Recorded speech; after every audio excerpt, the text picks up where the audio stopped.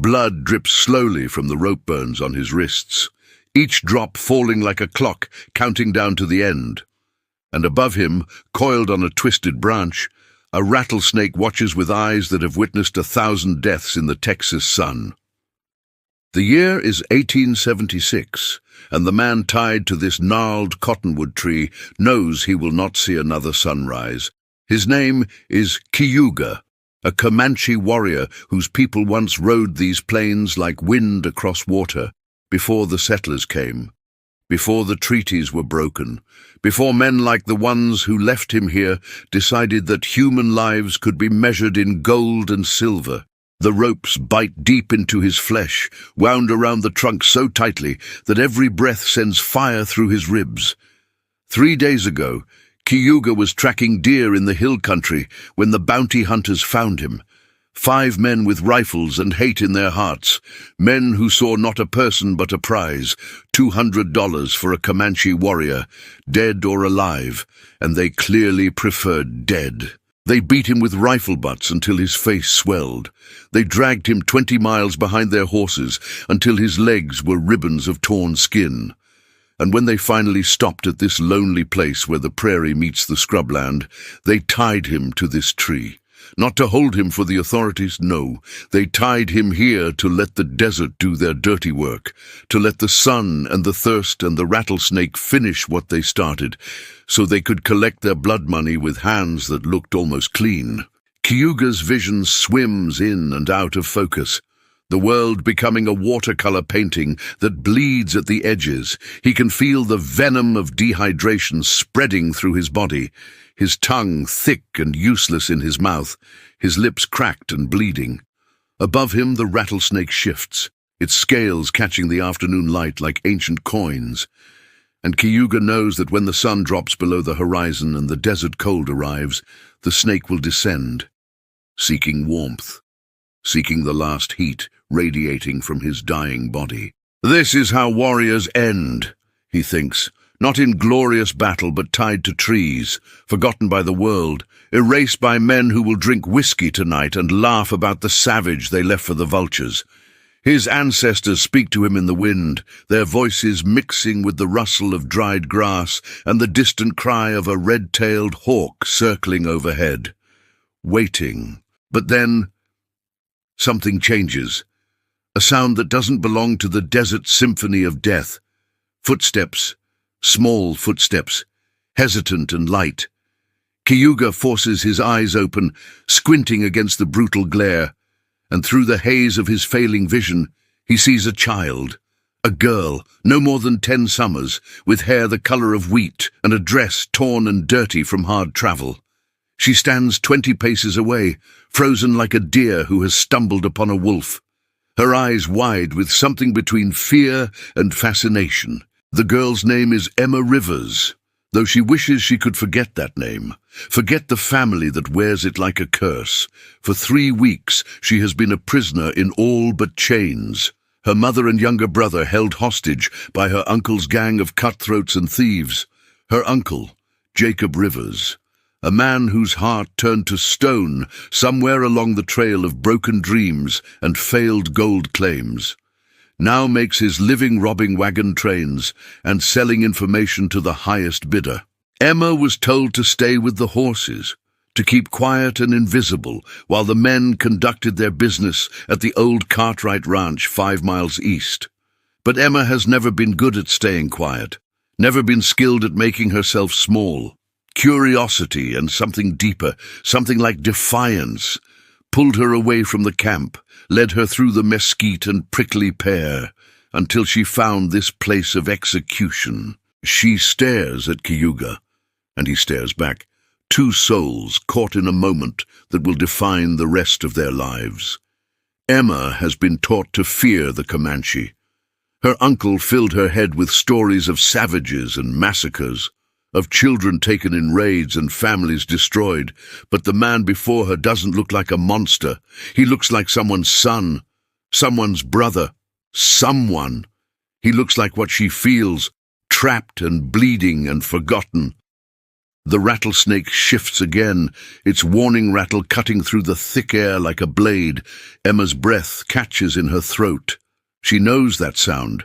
Everyone on the frontier knows that sound. It's the sound of death coiling, preparing to strike. Her eyes trace the rope binding Cayuga to the tree, following it up to where it's been looped over a high branch, 12 feet above the ground. Too high for the dying man to reach, even if his hands were free. Emma looks back toward the direction she came, knowing she should run, knowing that if her cousin Marcus finds her here, there will be consequences. Marcus, Jacob's eldest son, 17 and already poisoned by his father's cruelty. He's been watching Emma with eyes that promise violence if she steps out of line. But something in her refuses to move, refuses to leave this stranger to die alone. In her pocket, Emma carries her father's old folding knife, the only thing she has left of Benjamin Rivers, the man who died 2 years ago trying to protect a Comanche family from a lynch mob in Fort Worth. Her uncle says Benjamin was a fool, that he died for nothing, but Emma remembers her father's last words to her. Courage isn't the absence of fear. It's doing what's right, even when you're terrified. She takes one step forward, then another, her heart hammering so hard she can hear it in her ears. Cayuga watches her approach with eyes that have given up hope, that expect this small human to throw stones or spit or simply walk away. But Emma doesn't do any of those things. She walks to the tree, so close now that she can see the rise and fall of Cayuga's chest, can smell the copper of dried blood and the salt of desperate sweat. Above them both, the rattlesnake coils tighter, sensing movement, sensing opportunity. Emma looks up at the branch where the rope is secured, at the impossible height, at the snake guarding the path to freedom like some demon from the old stories. She thinks of her mother's face, of her little brother Thomas crying himself to sleep every night, of all the reasons she should turn around and pretend she never saw this place. But then Cayuga makes a sound, barely a whisper, a word in his language that Emma doesn't understand, but somehow knows means please. Or maybe it means go. Or maybe it means, if you have mercy in your heart, young one, let it be the mercy of ending this quickly. Whatever it means, it breaks something open inside Emma Rivers, some dam that's been holding back a flood of anger and grief and desperate need to prove that the world isn't only cruelty. She grabs the lowest branch of the cottonwood, her hands small and already scarred from weeks of rough treatment, and begins to climb. The bark is rough under her palms, each handhold a test of will, each upward movement taking her further from the safety of the ground and closer to the serpent that waits above. Cayuga's eyes widen, confusion and something like horror crossing his battered face, because he realizes what this child is attempting, and he knows the cost if she fails. Emma climbs higher, her dress catching on branches and tearing, her knees scraping against the wood. Below her, Cayuga has stopped breathing, his entire being focused on the small figure ascending toward death. The snake's rattle increases in tempo, a warning and a promise, 6 feet up, then 8, then 10. Emma's arms shake with effort and fear, but she doesn't stop. She can't stop, because stopping means falling, and falling means failing, and failing means this man dies, and if he dies, then maybe her father died for nothing, and if her father died for nothing, then maybe nothing means anything at all. 12 feet above the ground, Emma reaches the branch where the rope is secured. The rattlesnake is 3 feet to her left, coiled on a parallel branch, its wedge-shaped head tracking her every movement. She can see its eyes now, black and ancient and empty of everything except instinct. Her hand trembles as she reaches into her pocket, fingers closing around her father's knife, the metal warm from her body heat. She opens the blade with a soft click that sounds like thunder in the tense silence. The snake strikes, missing her arm by inches, its fangs snapping at empty air with such force that Emma nearly loses her grip. She screams, a sound of pure terror. But her hands don't let go. She wraps one arm around the branch in a death grip, her legs clamped tight, and begins sawing at the rope with her father's knife. The fibers part slowly, thread by thread, each cut bringing Cayuga closer to freedom or to a broken neck if the rope releases too suddenly.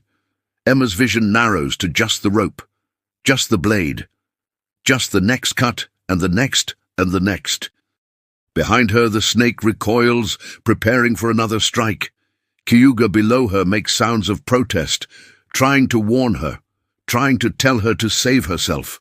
But Emma Rivers has made her choice, and in making it, she has crossed a line from which there is no return.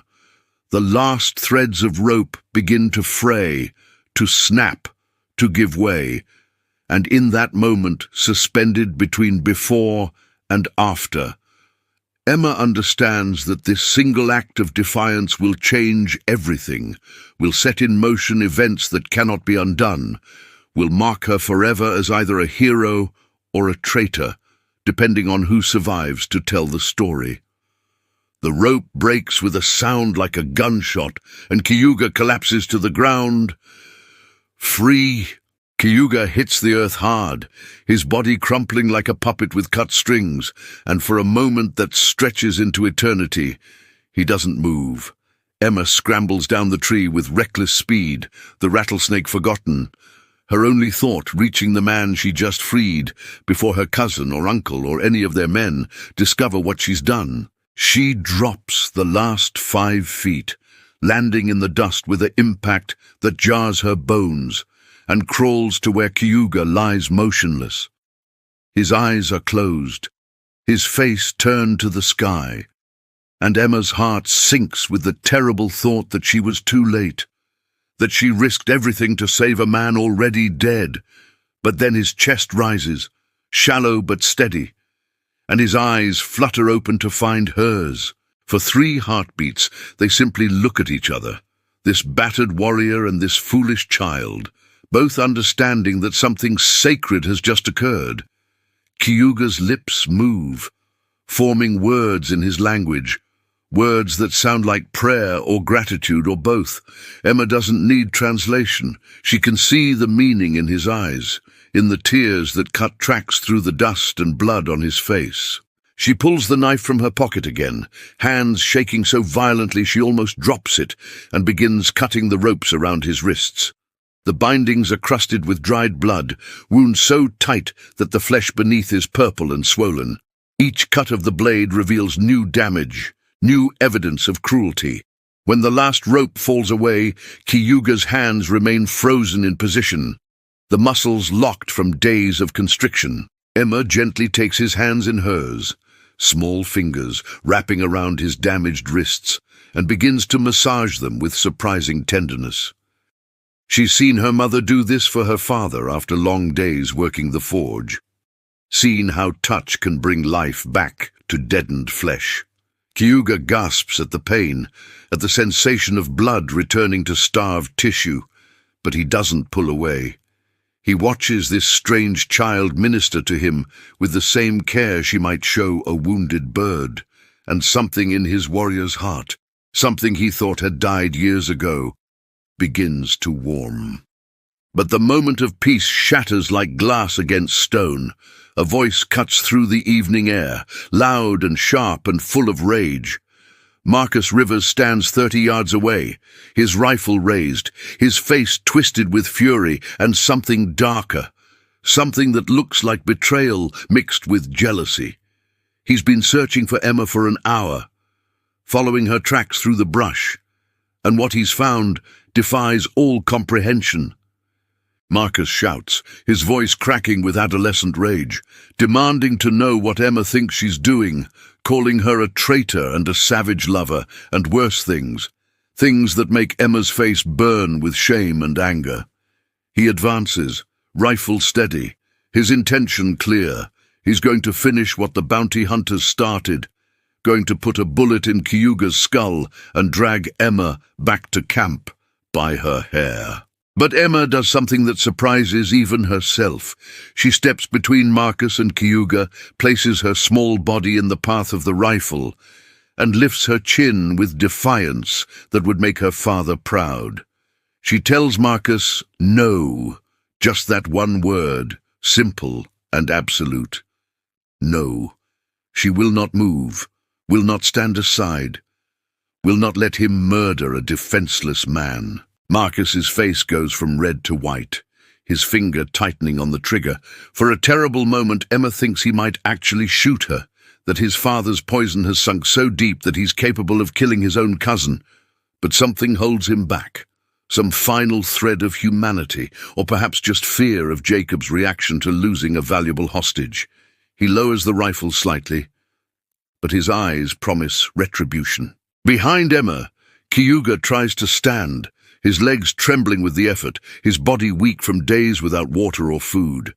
He manages to get to his knees, then to his feet, swaying like a tree in high wind. Emma reaches back without looking, her hand finding his arm, steadying him.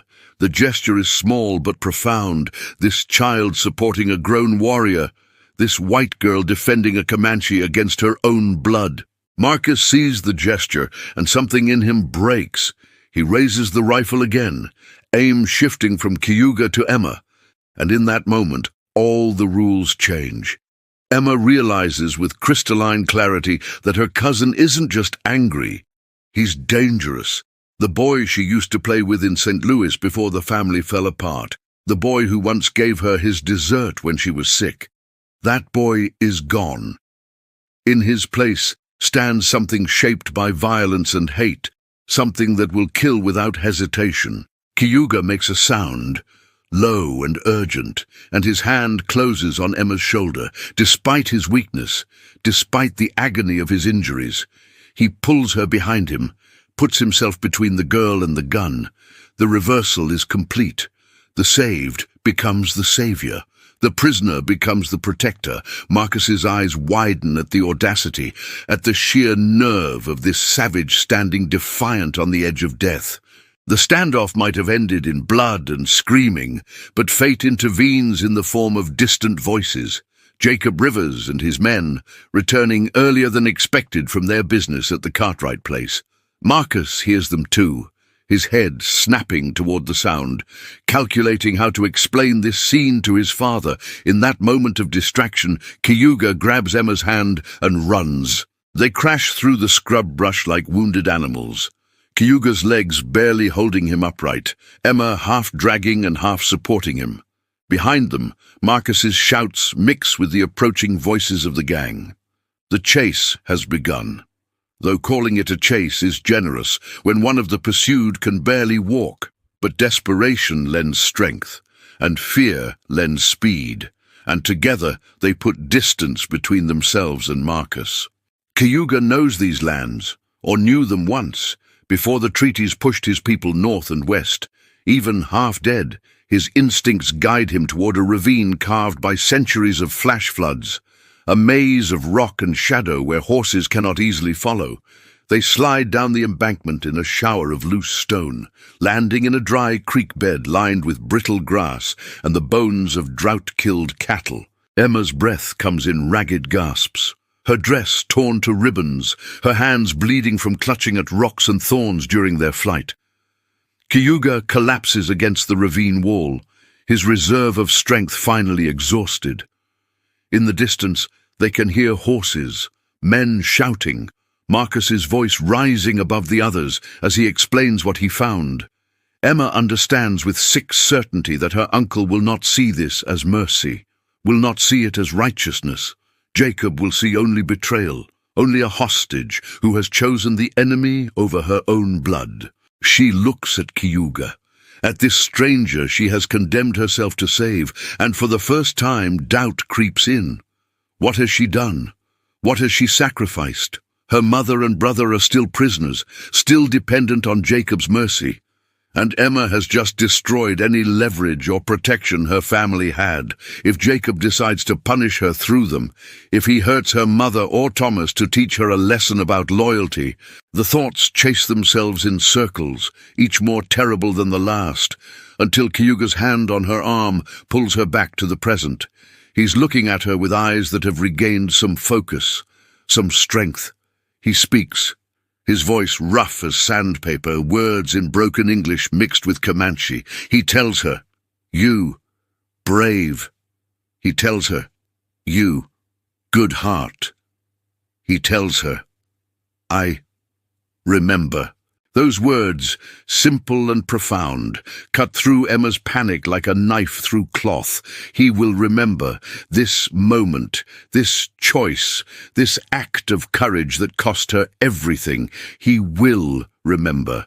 And in a world where most kindness is forgotten by morning, where most sacrifices go unmarked and unrewarded, being remembered by someone who matters, that's something worth the cost. But remembrance won't save them from bullets. Above the ravine, they hear horses approaching, hear Jacob's voice booming commands. The gang is spreading out, searching the area in a grid pattern. It's only a matter of time before someone looks down into this crack in the earth and spots them huddled like rabbits in a trap. Cayuga tries to stand again, fails, tries again. His jaw sets with determination that Emma recognizes, the same look her father wore when he decided to stand against that mob in Fort Worth. Emma makes a decision, pulls at Cayuga's arm, urging him deeper into the ravine. If they can follow this dry creek bed east, if they can reach the old mission ruins her father once showed her, there might be places to hide, water from an old well, maybe even shelter. It's a desperate plan, the kind born from having no other options. But Cayuga nods his understanding and allows her to guide him. They move through the gathering twilight, each step a victory over pain and exhaustion, each minute of freedom a gift they cannot afford to waste. Above them, the first stars begin to appear, the same stars that have watched countless hunted souls flee across this unforgiving land. The same stars that offered no help, no intervention, only cold and distant light that illuminates suffering without relieving it. Behind them, getting closer, the sounds of pursuit intensify. Jacob has found Marcus, has heard the story, and his rage echoes off the canyon walls like thunder before a storm. Emma knows that voice, knows what it means when her uncle sounds like that. Someone will suffer, someone will pay, and she has no illusions about who that someone will be. But for now, in this moment, they are free, damaged and hunted and desperate, but free. And as Emma helps Cayuga navigate the treacherous ravine, as she feels the weight of his trust in her guidance, she understands something her father tried to teach her years ago. Freedom isn't the absence of chains. It's the choice to do what's right even when the cost is everything you have. And she has chosen, and the cost is being calculated with every shout from above, every hoofbeat drawing closer. The mission ruins are still 3 miles away, and night is falling fast, and behind them the hunters close in. The stars wheel overhead in their ancient patterns, marking the hours in a language older than human memory. And in the darkness of the ravine, Emma and Cayuga have become shadows among shadows. The dry creek bed winds east like a serpent, sometimes narrow enough that Emma can touch both walls, sometimes opening into wider spaces where the bones of long dead trees reach toward the sky like prayers carved from wood. Cayuga's breathing has become labored, each inhalation rattling in his chest like stones in a tin can. Emma can feel the heat radiating from his skin when she helps him over obstacles. Fever taking root in wounds that have gone too long without treatment. She knows this sickness, saw it take her grandmother 3 years ago after a simple cut turned septic. The knowledge sits heavy in her stomach, because she understands that saving Cayuga from the rope might mean nothing if infection claims him in these ruins. They've been moving for 2 hours when Cayuga suddenly stops, his hand gripping Emma's shoulder with surprising strength. She freezes, listening, and then she hears it too. Water. Not the trickle of a seep or the drip of condensation, but actual flowing water. Her heart leaps because water means life, means a chance to clean wounds and ease the fever burning through Cayuga's body. They follow the sound around a bend in the ravine and find it a spring bubbling up from between two boulders, feeding a small pool no bigger than a wagon wheel. The water looks black in the starlight, but Emma can smell its sweetness, can hear its purity in the way it sings over the rocks.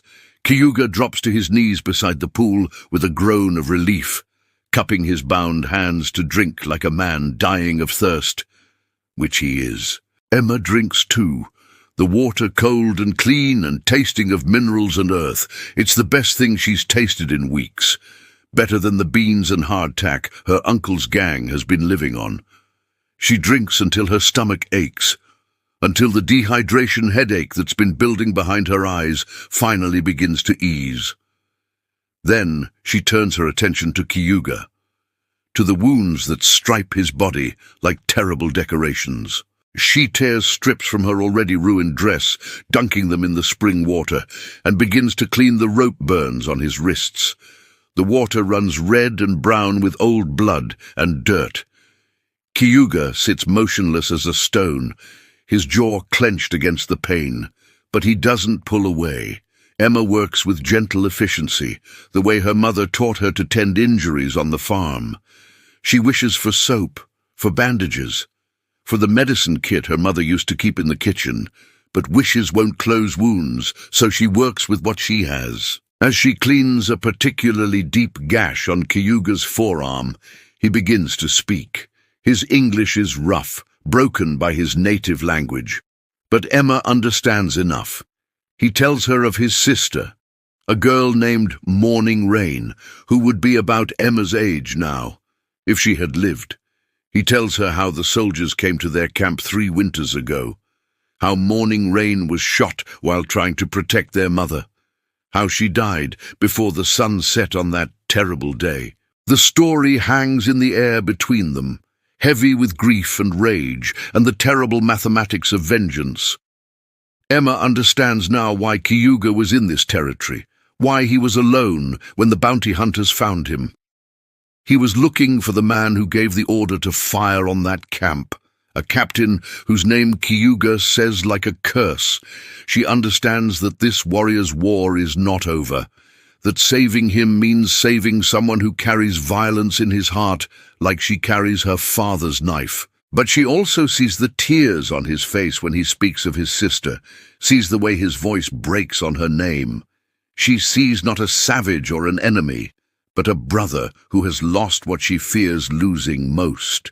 Her mind goes to Thomas, her 6-year-old brother with his gap-toothed smile and endless questions. If someone hurt Thomas, if someone took him from this world, wouldn't she want revenge too? Wouldn't she carry that rage like a second heartbeat? Before she can respond, before she can tell Cayuga that she understands, the sound of rocks clattering down the ravine wall makes them both freeze. Someone is up there, silhouetted against the stars, peering down into the darkness. Emma's hand finds her father's knife, closes around it with white-knuckled desperation. But then a voice drifts down, a voice she knows but never expected to hear. Uncle William, her father's younger brother, the one who left Texas 5 years ago after a bitter argument with Benjamin. William, who everyone said was a coward, who ran rather than take sides when the violence between settlers and Comanche reached its peak. William, calling her name in a hoarse whisper, asking if she's down there, asking if she's alive. Emma's mind races through possibilities and probabilities. Is this a trick? Did Jacob send William to talk her out, to promise mercy that won't come? But there's something in William's voice, something desperate and genuine, that makes her take the risk. She calls back, her voice small in the vast darkness, and asks him what he wants. William scrambles down the ravine wall with the gracelessness of a man unpracticed in such things. He hits the bottom hard, stumbles, catches himself. In the starlight, Emma can see that he's older than she remembers, greyer, worn down by years of whatever he's been doing since he left. He sees her, sees Cayuga, and his face goes through a complicated series of expressions, shock and recognition, and something like sorrow. He tells them they have maybe an hour, maybe less. Jacob's men have made camp at the ravine's western entrance, planning to search at first light when they can see into the shadows. But William knows these lands, knows a path that leads out of this trap. He tells Emma that he was at the Cartwright place when Jacob and his men arrived, that he heard what Marcus told them, that he's been following ever since, trying to decide whether to interfere or let fate take its course. Emma asks why. Why interfere now? Why risk Jacob's wrath for a niece he hasn't seen in 5 years? William's answer is simple and devastating, because Benjamin died trying to do the right thing, and William has spent every day since hating himself for not standing beside his brother when it mattered. He won't make that mistake twice. He won't. If Emma is willing to risk everything for a stranger, then he can at least help her escape the consequences. But there's a complication. There's always a complication. William has information, news that makes Emma's blood run cold. Jacob has sent 2 of his men back to the camp where Emma's mother and Thomas are being held. The message was simple. If Emma isn't returned by sunrise, Catherine and Thomas will be moved north to be sold to a gang that specializes in collecting debts through suffering. Jacob is making sure Emma knows the cost of her defiance, making sure she understands that her choices have consequences beyond herself. Emma feels the world tilt beneath her feet. This is the choice she feared, the mathematics of sacrifice. Save this warrior and condemn her family, or surrender now and pray that Jacob's mercy extends to forgiving her betrayal. Cayuga watches her face, understanding even without knowing the words exactly, understanding that she is being forced to choose between the life she saved and the lives she loves. But William isn't finished. He tells her there might be another way, a dangerous way, but a chance nonetheless. There's a homestead 2 days north, run by a woman named Helen Carter, a widow who has no love for Jacob Rivers or his kind. Helen has resources, has connections to the territorial authorities, has the kind of courage that Jacob's men fear. If they can reach Helen's place, if they can get word to the right people, there might be a way to free Catherine and Thomas without surrender. It's a desperate plan, the kind born from having nothing left to lose.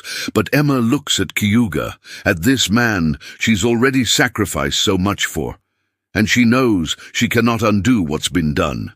She cannot unknow his humanity, cannot unsee his sister's ghost in his eyes, and she will not live in a world where doing the right thing means abandoning everyone she loves. She makes her decision with the same fierce certainty that carried her up that cottonwood tree. They will go to Helen Carter's homestead.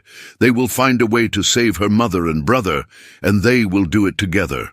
This unlikely trio of broken souls, because that's what her father would have done.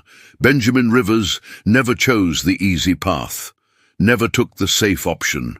He stood for what was right, even when it meant standing alone, even when it cost him everything. William nods, something like pride flickering in his weathered face. He hands Emma a canteen, some dried meat wrapped in cloth, and a small pistol that looks like it's seen better days. He tells Cayuga to lean on him, to save his strength for the miles ahead. And then, with the stars as their only witness, they begin to climb out of the ravine, moving toward the uncertain promise of Helen Carter's homestead. Behind them, in the camp where Jacob's men sleep, a decision is being made. Marcus sits by the fire, cleaning his rifle, and tells his father that Emma is lost, that she's chosen the Comanche over her own blood.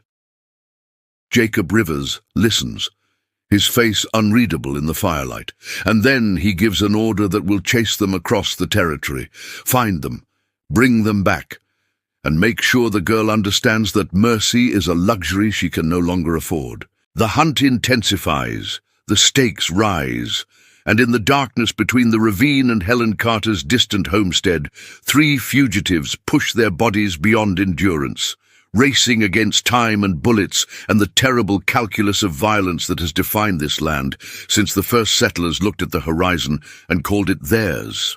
Dawn breaks over the Texas scrubland like a wound, all red and bleeding orange, painting the thorny landscape with colors that promise heat and hardship. Emma, Cayuga, and William have covered 8 miles since leaving the ravine.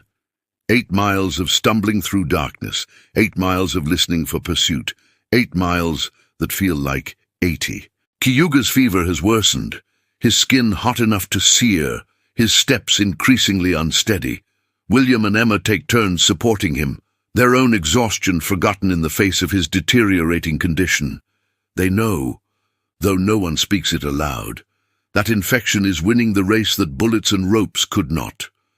The warrior who survived torture and abandonment might yet be claimed by something as mundane as bacteria, by invisible enemies that care nothing for courage or honor.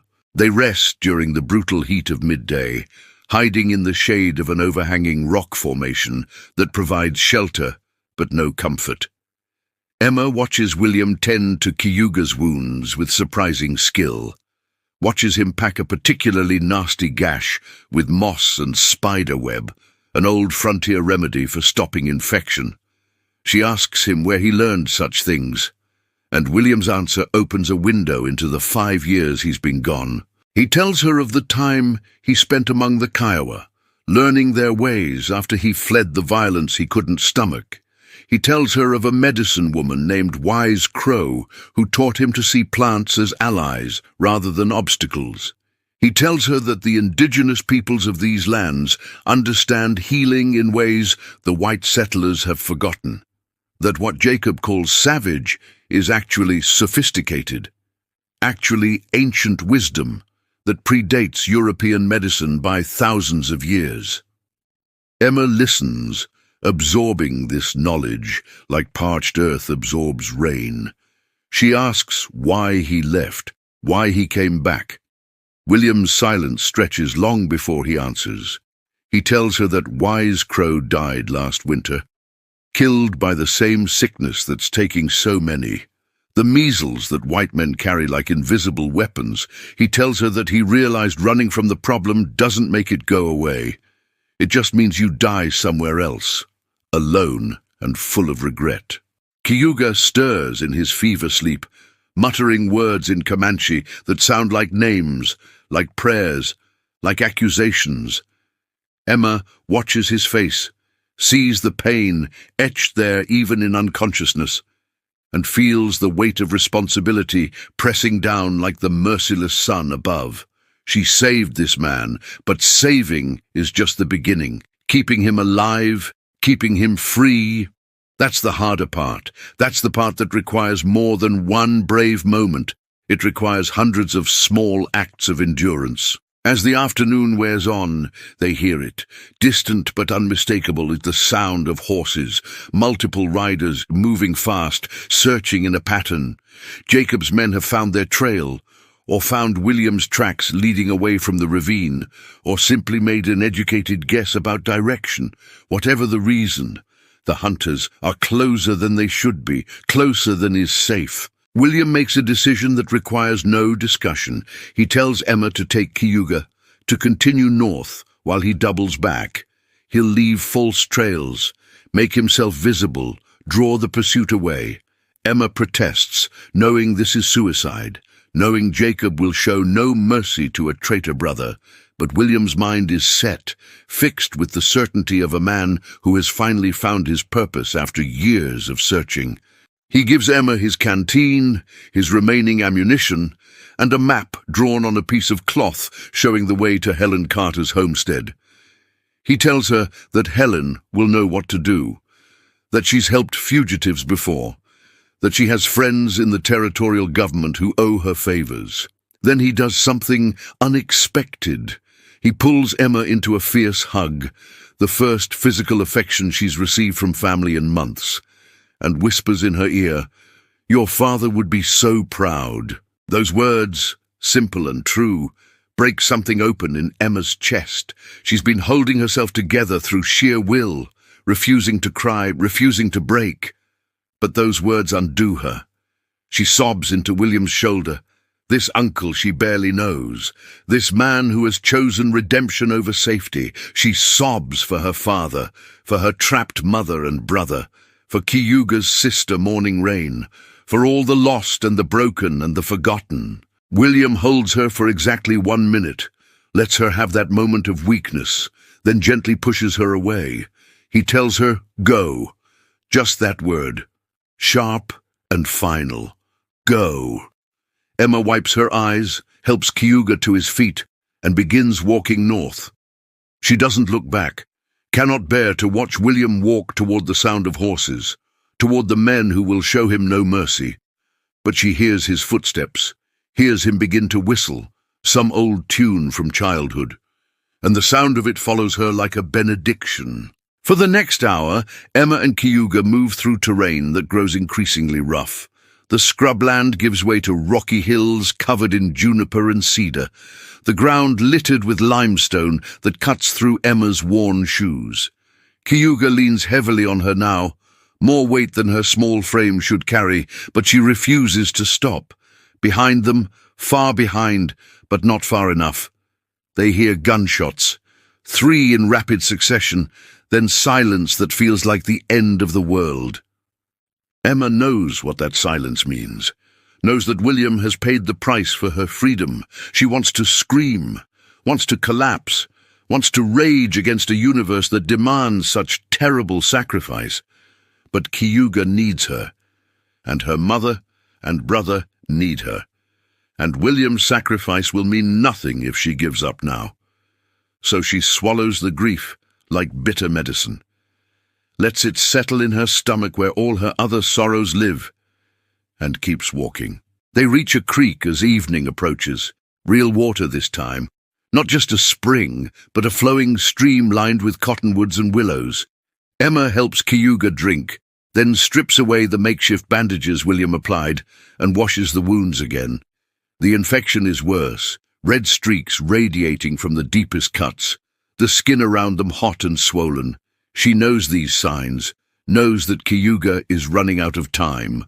She tears fresh strips from her dress, which is now barely more than rags held together by stubbornness, and rebandages the wounds with the spiderweb and moss William gathered. As she works, Cayuga watches her with eyes that have regained some clarity.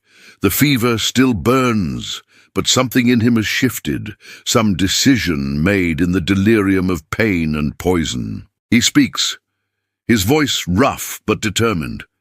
He tells Emma that she should leave him, that he is dying, that she cannot carry a dead man to safety.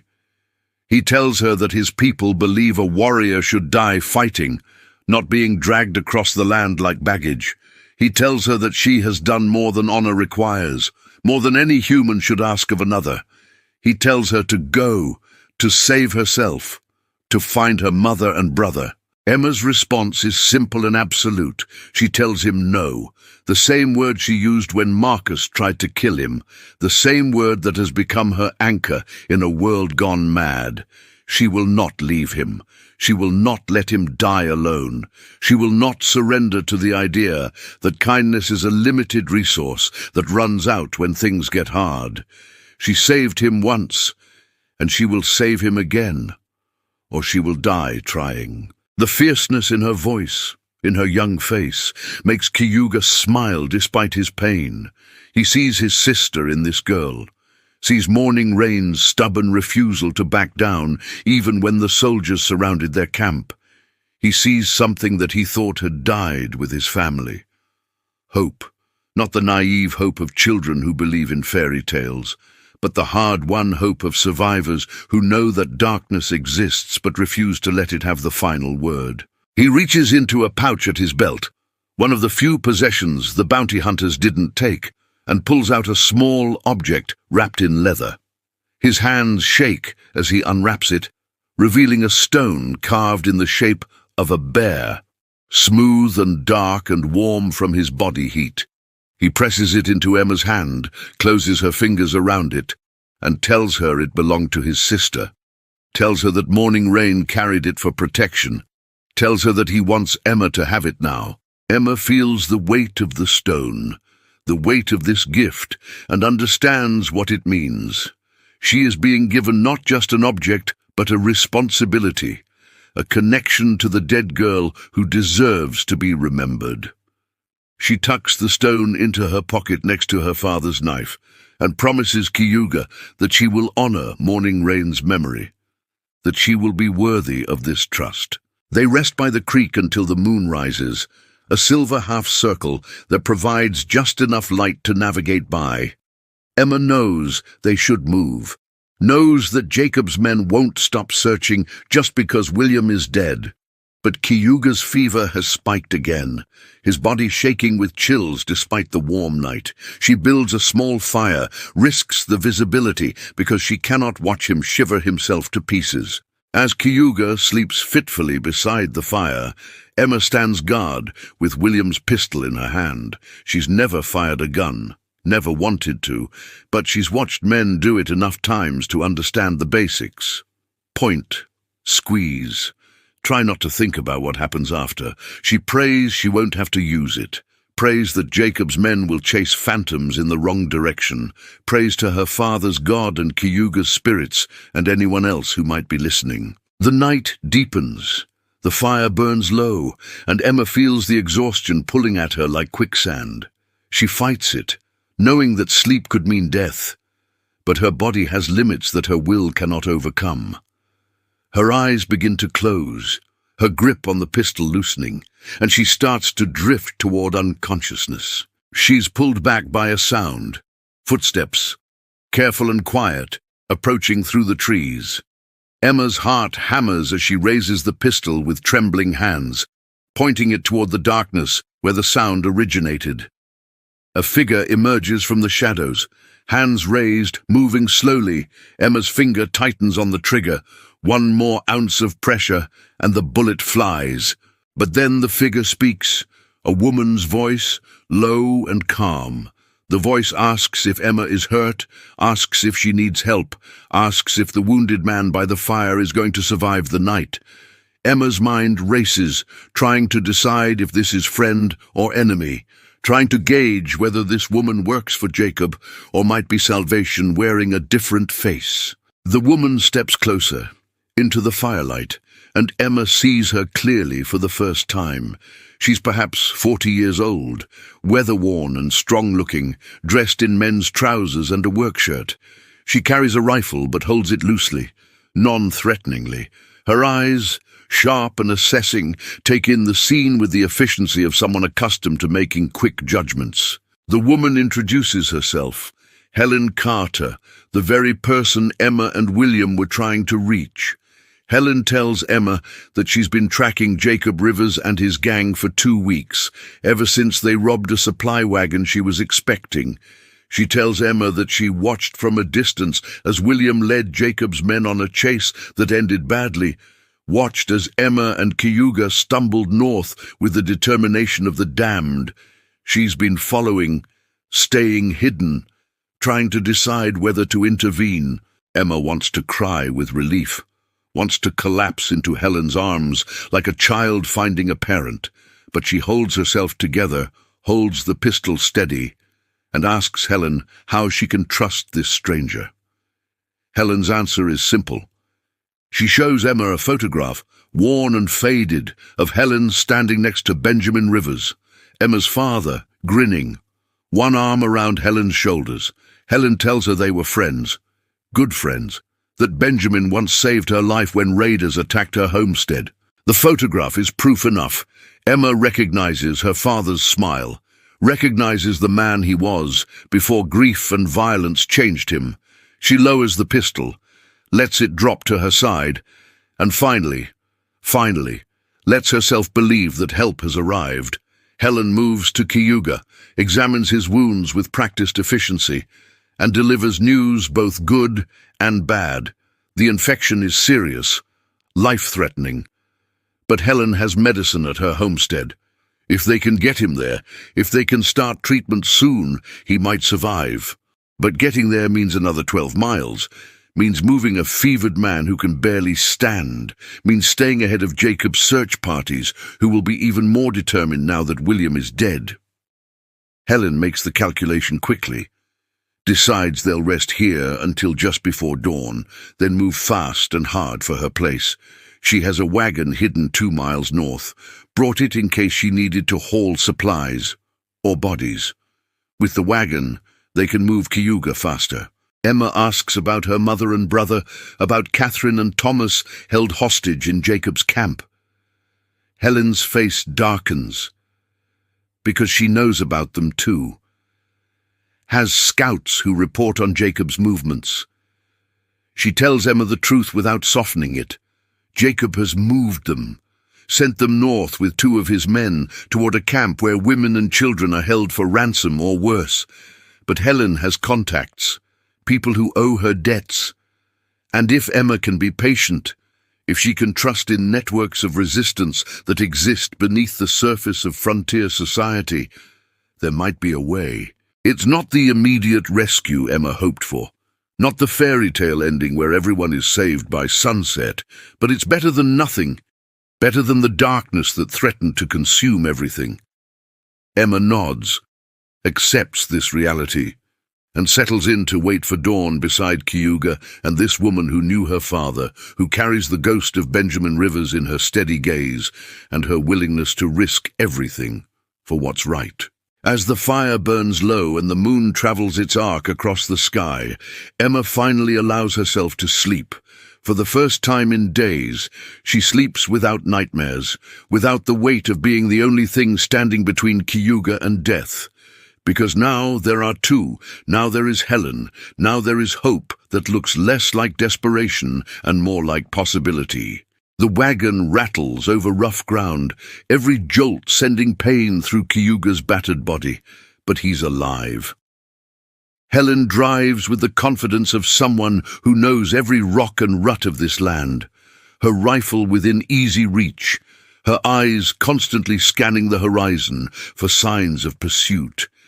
Emma sits in the back with Cayuga, holding his head steady, whispering words of encouragement that might be more for herself than for him. They reach Helen's homestead as the sun climbs toward noon, a sturdy ranch house built from local stone with a barn and several outbuildings arranged in a defensive pattern. Helen explains that she designed it this way deliberately, that living alone as a woman on the frontier means preparing for the worst while hoping for the best. The walls are thick, the windows narrow, the doors reinforced with iron. This is not just a home, it's a fortress. Inside, the house is surprisingly comfortable, filled with books and Mexican blankets and furniture that speaks of care and permanence. Helen directs Emma to carry water while she tends to Cayuga, stripping away the makeshift bandages and examining his wounds under proper light. What she sees makes her jaw tighten, makes her move with increased urgency. The infection has progressed further than she hoped, red streaks now reaching toward Cayuga's heart. Helen pulls out a wooden box from beneath her bed, opens it to reveal bottles and packets and tools that look more sophisticated than anything Emma has seen outside of a real doctor's office. Helen explains that she trained as a nurse before coming west, before her husband convinced her that adventure waited in Texas. She doesn't say what happened to him, doesn't need to. The absence speaks louder than words. She works on Cayuga with steady hands, cleaning the wounds with carbolic acid that makes him gasp and arch against the pain. She packs them with a mixture of herbs and compounds, things Emma doesn't recognize, then bandages them properly with real cloth. Finally, she prepares a tea from willow bark and other ingredients, forcing it between Cayuga's cracked lips, telling Emma that this will fight the fever and the pain, that if the spirits favor them, he might wake tomorrow stronger. Emma watches all of this with exhaustion that goes bone deep. She hasn't slept more than a few hours in days, hasn't eaten a proper meal in even longer. Helen sees this, sees the girl swaying on her feet, and orders her to rest. Emma protests, wants to stay with Cayuga, wants to be useful, but Helen is firm, tells her that she's no good to anyone if she collapses. That courage includes knowing when to let others carry the burden. Helen leads Emma to a small room with a real bed, sheets that smell of lavender, and a window that looks out over the prairie. Emma sits on the edge of the bed, meaning to rest for just a moment, and falls asleep before her head touches the pillow. She sleeps for 16 hours straight, a sleep so deep that she doesn't hear the riders approach, doesn't hear the conversation that happens in Helen's parlor, doesn't know that her world is shifting beneath her even as she dreams. When Emma finally wakes, the angle of the light tells her it's mid-morning of the following day. Panic strikes immediately. She slept too long, has left Cayuga unguarded, has failed in her duty. She rushes from the room, expecting to find disaster, but instead finds Cayuga sitting up in Helen's bed, pale and weak but conscious. His eyes find hers, and something passes between them. Recognition and relief and gratitude that needs no translation. Helen is in the kitchen, cooking eggs and bacon that make Emma's stomach clench with hunger. She hands Emma a plate piled high, tells her to eat slowly or she'll make herself sick. As Emma eats, Helen delivers news that changes everything. During Emma's sleep, 3 of Helen's contacts arrived, men who work the margins of frontier society, men who hear things that others miss. They brought information about Catherine and Thomas. Jacob's men have taken them to a camp run by a criminal named Silas Webb, a man who trades in human misery, but Webb is not loyal to Jacob, is only holding Catherine and Thomas because he was paid to do so. If someone could pay him more, or offer him something he values above money, Webb might be persuaded to release his prisoners. Helen has been thinking about this problem, calculating angles and leverage, and she believes she has a solution. Webb has a brother sitting in the territorial jail, awaiting trial for murder. Webb would do almost anything to free his brother, including releasing 2 hostages who mean nothing to him personally. And Helen, through her network of contacts, knows people in the territorial government. She knows a judge who owes her favors. She knows a sheriff who might be persuaded to look the other way during a prisoner transfer. She knows how to build an opportunity from scraps of possibility. But it will take time, days at minimum, possibly weeks. Papers need to be forged. Bribes need to be paid. People need to be convinced that what they're doing serves justice rather than undermines it. Emma listens to all this with a heart that wants to soar but can't quite manage flight.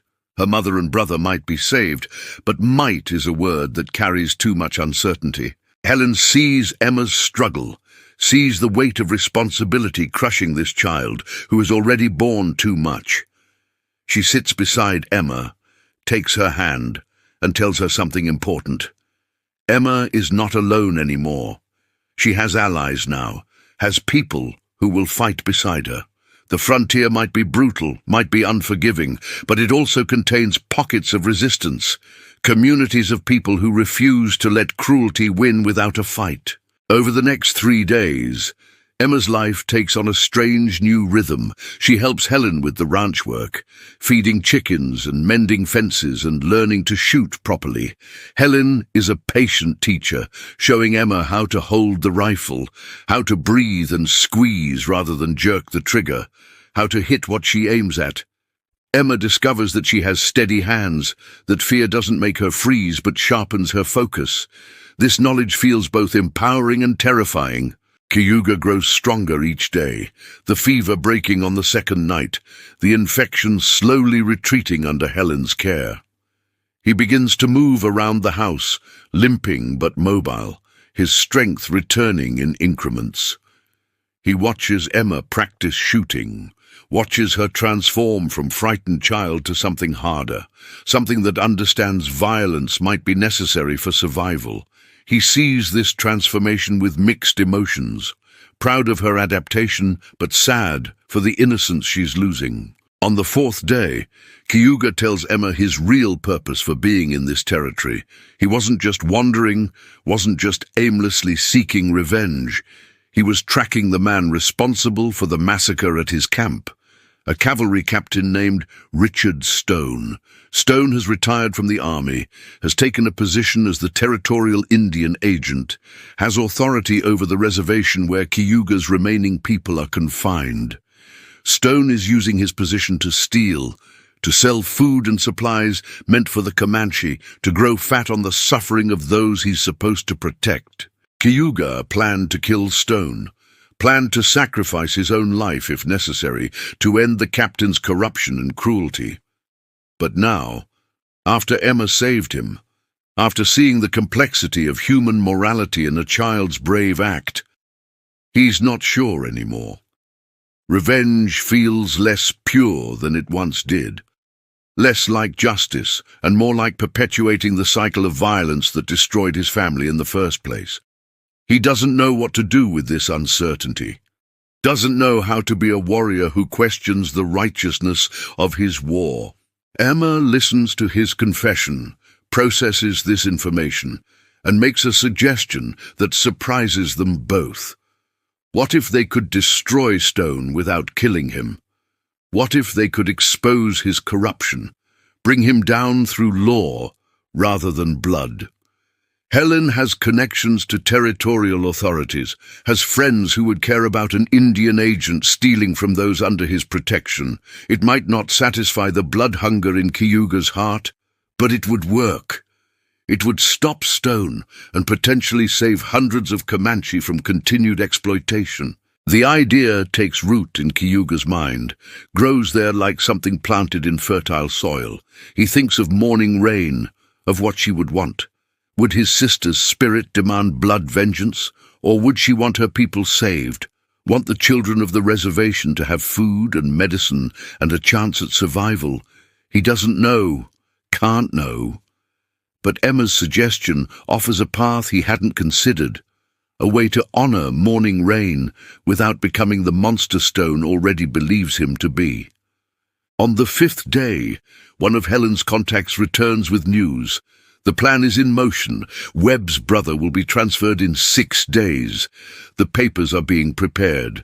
The sheriff has been convinced, but there's a complication.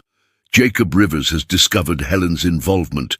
He's furious, seeing her interference as both a professional and personal insult. He's sworn to burn Helen's homestead to the ground, to make an example of anyone who helps Emma and Cayuga. Helen receives this news with grim acceptance. This is the cost of resistance. This is what standing against cruelty demands. She begins preparing the homestead for siege, reinforcing barricades, stockpiling ammunition, sending messages to her allies asking for help. Emma and Cayuga insist on staying, on fighting beside her, because running would mean abandoning the woman who saved them. Helen tries to send them away, tells them this isn't their fight, but they refuse. This is their fight, every bit as much as it's hers.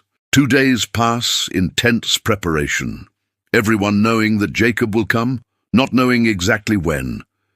They take turns, sleeping, keeping watch, jumping at every sound. Cayuga has recovered enough to handle a rifle, though his aim isn't what it was before the torture.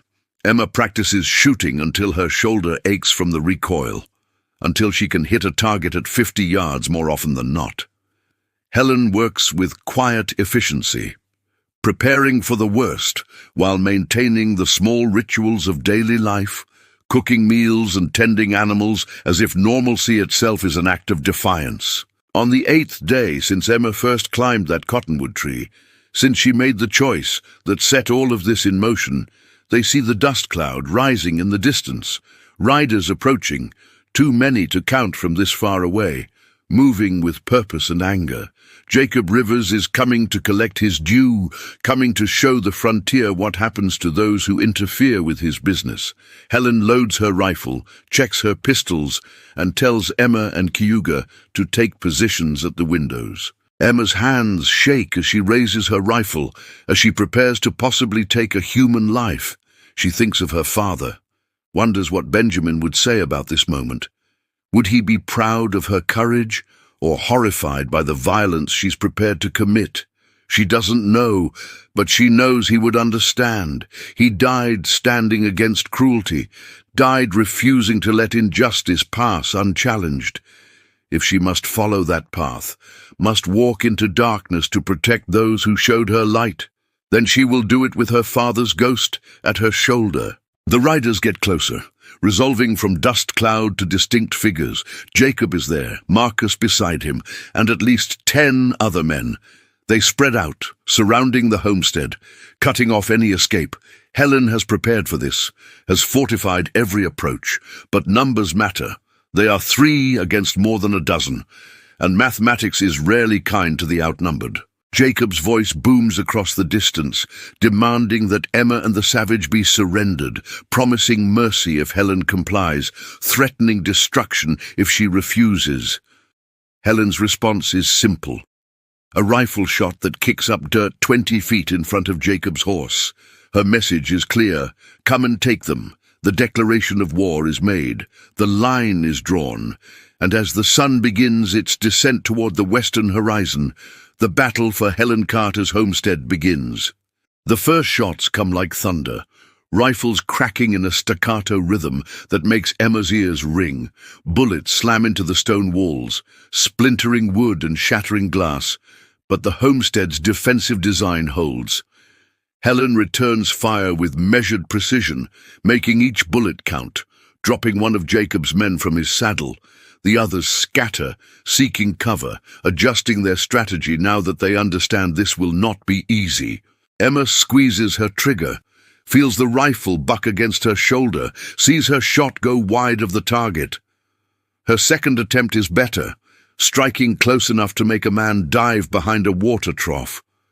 She doesn't know if she's glad or disappointed that she missed, doesn't know if she has the strength to live with taking a life, even a life that's trying to end hers.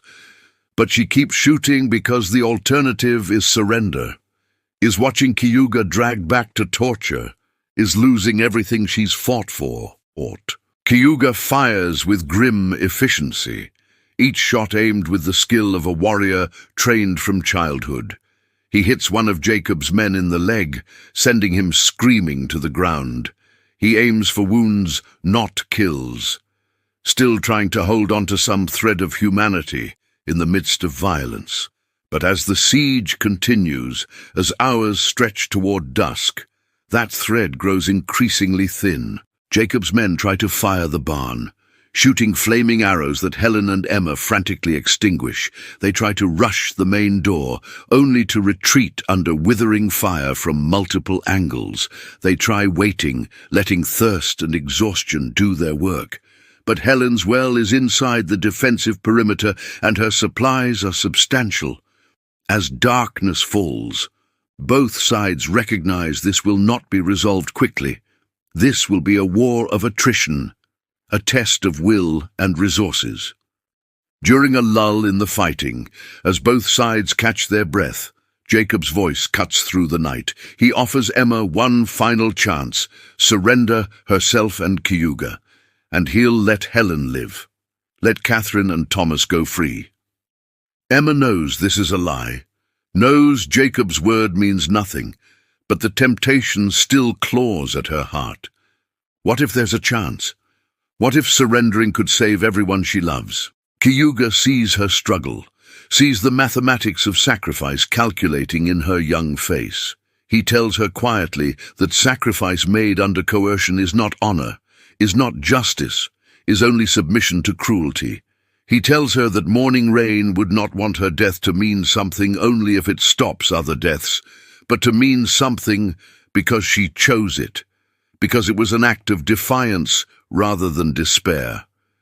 Emma listens, absorbs this wisdom, and shouts her refusal into the darkness. The fighting resumes with increased intensity. Jacob's patience exhausted, his rage now driving tactics instead of calculation.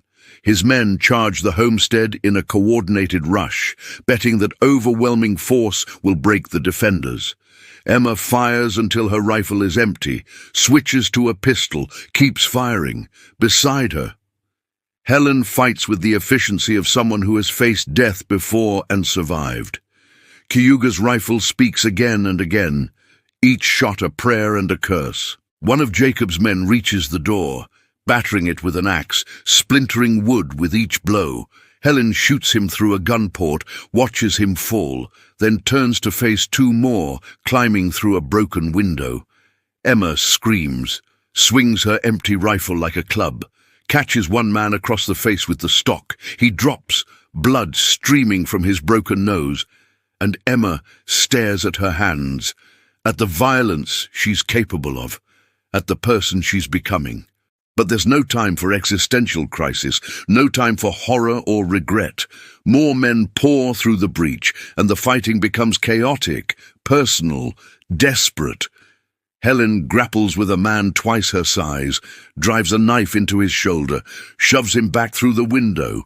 Cayuga swings his rifle like a war club, the warrior skills of his people asserting themselves, driving back attackers with ferocious determination.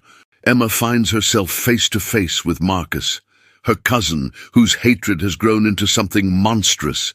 He grabs her throat, lifts her off the ground, his face twisted with rage and something like betrayal. He shouts about loyalty, about blood, about how she chose a savage over her own family. Emma can't breathe, can't think, can only claw at his hands and feel consciousness slipping away.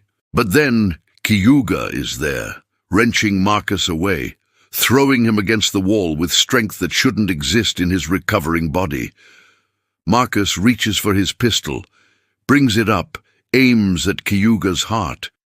Emma sees it happening as if time has slowed, sees the hammer cock back, sees her cousin about to commit murder without thinking, operating on instinct and desperation.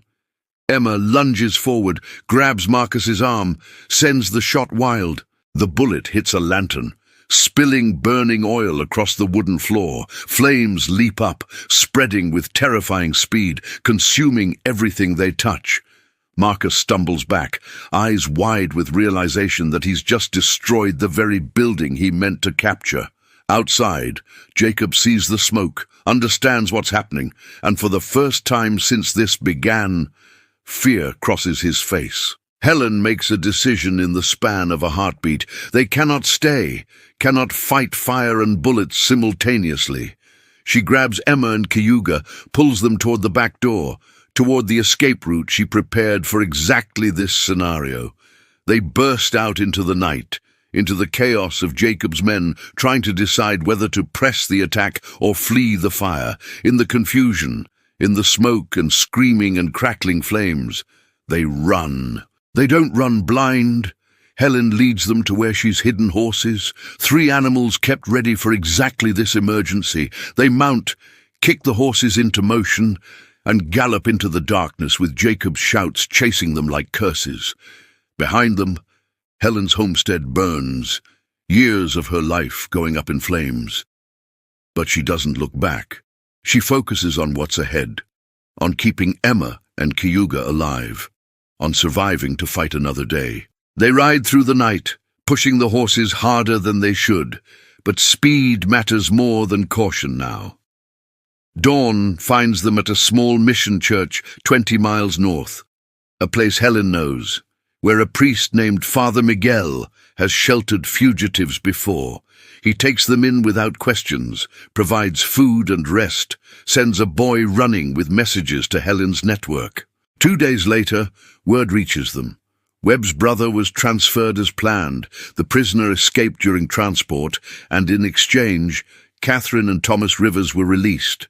They're safe, being cared for at a ranch in New Mexico, waiting for Emma. The plan worked. The impossible became possible, and Emma's family is free.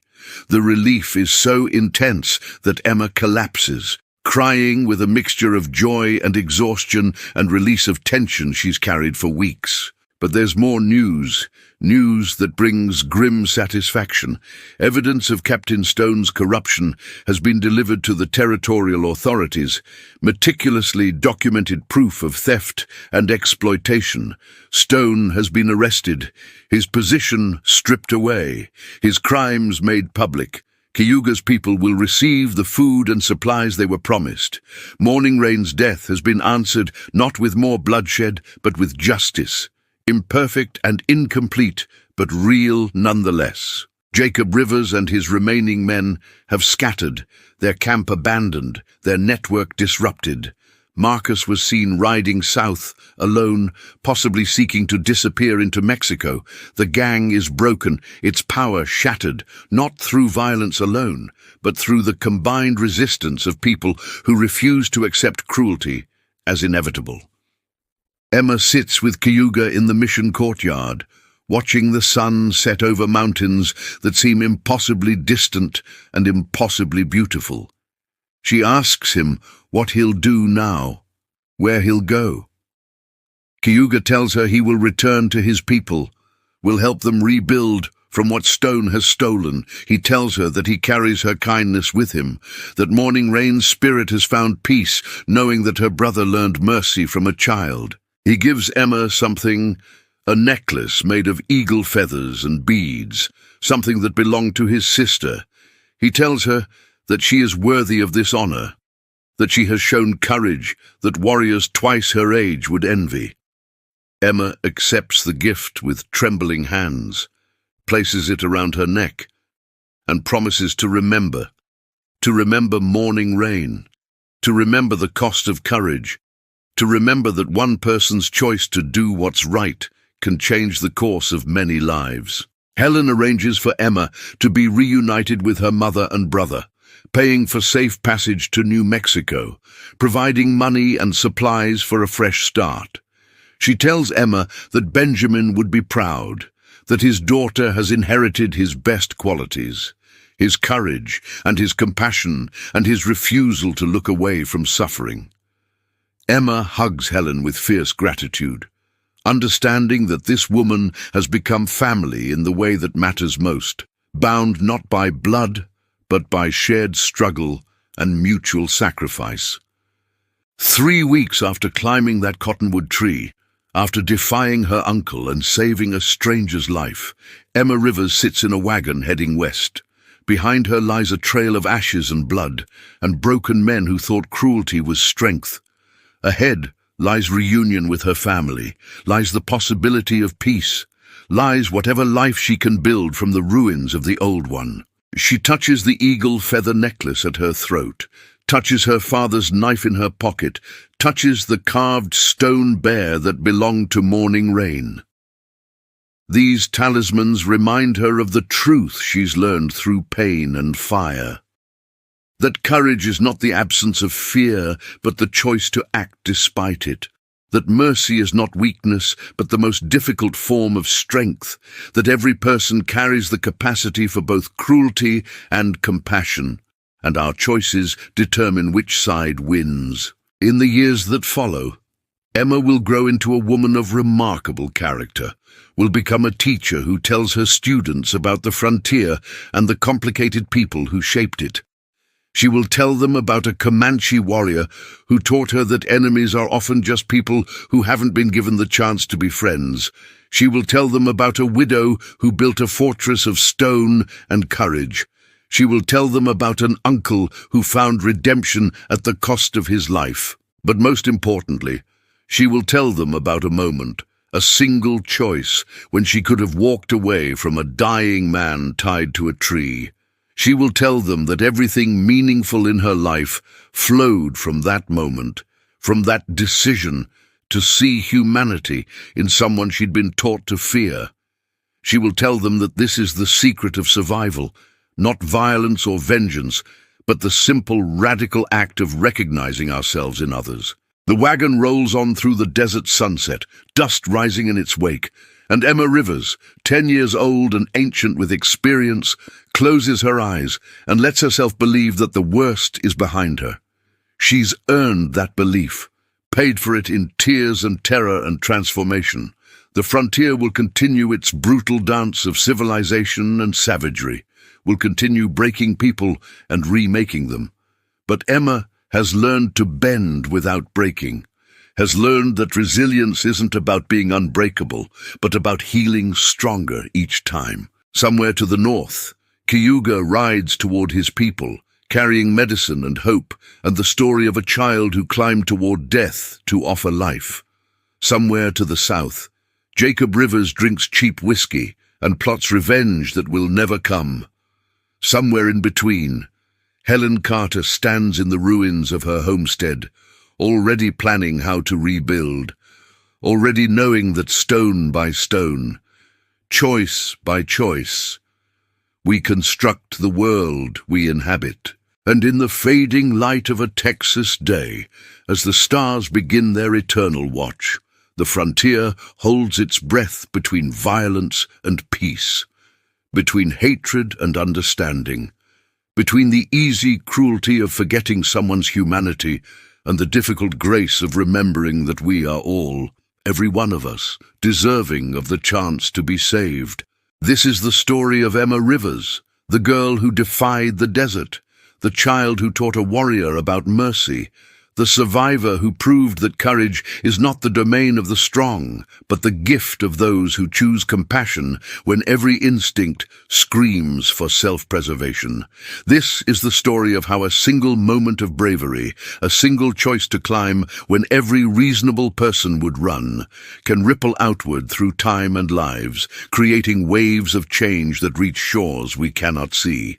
And as the sun sets on another story from the frontier, tell us where you're watching from down in the comments. I'd love to know where our listeners call home. Don't forget to like the video, subscribe for more Western tales, and check out these other cool stories waiting for you right here on the channel. Until next time, keep your boots dusty and your heart brave.